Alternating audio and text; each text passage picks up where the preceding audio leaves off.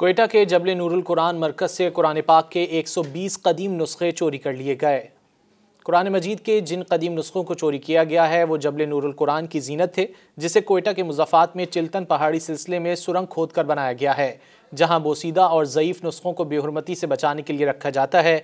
Don news के मुताबिक थाना बरौरी पुलिस ने कुरान पाक के 120 कदीम नुस्खों की चोरी का मुकदमा जबले नूरुल कुरान के इंचार्ज अजमल खान की मुद्दत में दर्ज करके वाक़े की तहकीकात शुरू कर दी हैं। FIR के मुताबिक 21 और 22 जनवरी की दरमियानी शब नामालूम अफराद ने गार में मौजूद शोकेस के शीशे तोड़कर कुरान मजीद के नुस्खे चुरा लिए। अजमल खान ने पुलिस को बताया है कि वो बुध की सुबह 10 बजे जबले नूरुल कुरान पहुंचे तो गार के दरवाजे का ताला टूटा हुआ था और मरकज़ के अंदर 12 शोकेसों के शीशे टूटे हुए थे।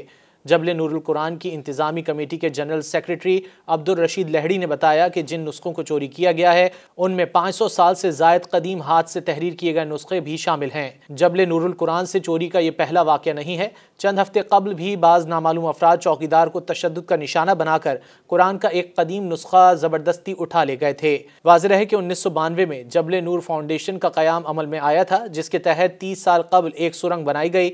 आज 100 से ज़ायद सुरंगों का जाल है, जिनमें अंदाज़न 2.5 से 3 करोड़ कुरान पाक के नुस्खे और दीनी कुतुब रखी गई हैं। मज़ीद न्यूज़ अपडेट्स और डिजिटल स्टोरीज के लिए सब्सक्राइब करें डॉन न्यूज़ पाकिस्तान।